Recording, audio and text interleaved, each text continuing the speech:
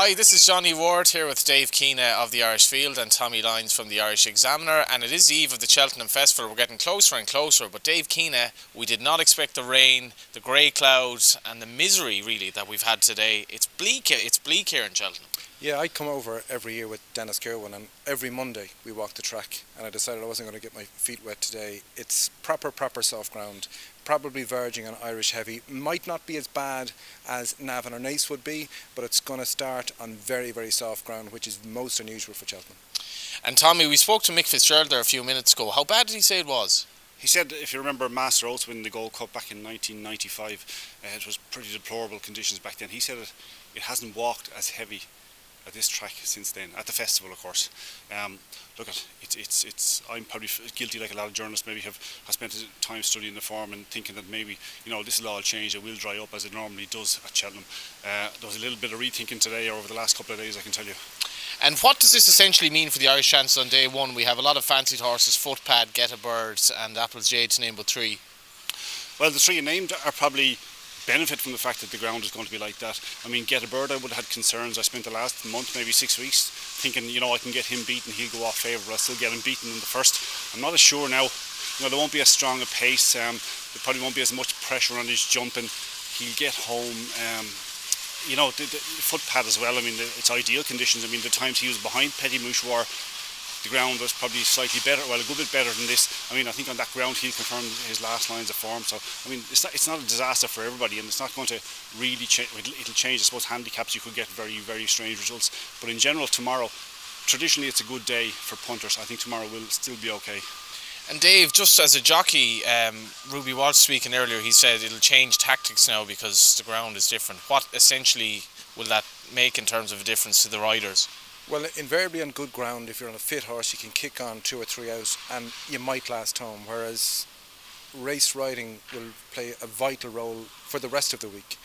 And I'd say the longer you can delay and play your cards until as late as possible, the much better chance you have of winning. I think the senior jockeys and the better amateurs will really shine this week because of that.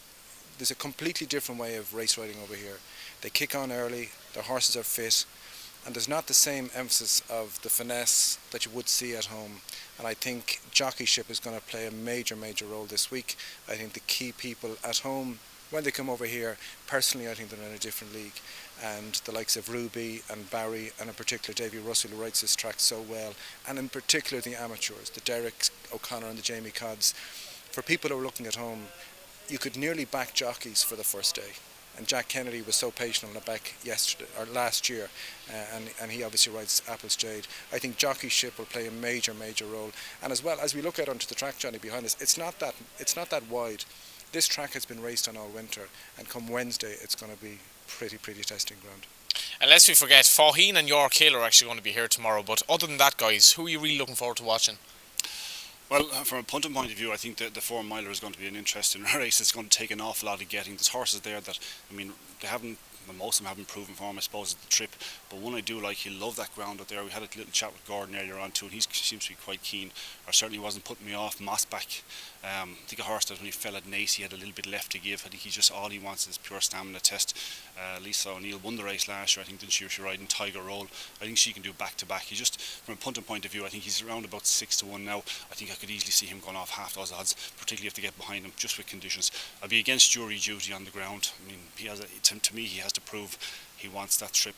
He was, to my mind, he probably should have finished second in the Pertemps last year behind Presenting Percy. He didn't get past Barney Dewan. I don't think coming up that hill on really heavy ground, I'd like to be on his side. For me, it's Mossback.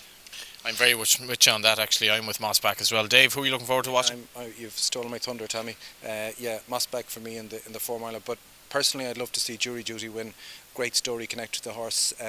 Shane Collins, who runs the syndicate now, he lost his brother just 2 days after the horse won a Grade 2 when he defeated Presenting Percy at Punchestown. And I met him not so long ago in Maynooth, and it would mean so much to those guys if the horse could win. It's their dream to have a winner, and if ever a horse deserved to win for the connections, it's him. I think we all love those kind of romantic stories when we come to Cheltenham. I think, again, I'd agree with Tommy. I'd be concerned about the ground for him. He does stay well. I just a doubt about him on this ground, but he handled the ground well enough when he'd be presenting Percy at Punchestown, and he was second in a Grade 1. I think the 4 miler, I think, is one of 3 or 4 of the Irish horses that's going to win that. I think it could be a very, very good day. Apple's Jade, she looks unbeatable to an extent in the mare's hurdle, mind you, just not so sure as to how good Benny to do is. But I loved to see William Mullins put a bit of headgear on Fahine. I just thought he just saved a little bit for himself at Leopardstown. He jumped the last with plenty of air, and I just wondered, was he just hurting or saving a little bit of himself? I think if he does react to the cheek pieces, I think he's a bet to nothing each way in the champion hurdle. I think the first 2 in the market, there's some way clear of the remainder. I'd love to see him win. I know he won the race in 2015. Get a Bird, to me, I just watched the Supreme. He's big shoes to fill, but when I just look back at the Roll of Honour for the Arkle, you know, you've Altior, Sprinter Sacre, Duvan. It's an incredible Roll of Honour for horses that go on and beat the champion 2 milers, and to me, the race tomorrow is the Arkle, Footpath, Petit Mouchoir and St Calvados. I think it's a cracking race. So much to look forward to on day 1, and we'll be back to you tomorrow around lunchtime as well to update you on the ground and see if we're still as bullish about our prospects on day 1.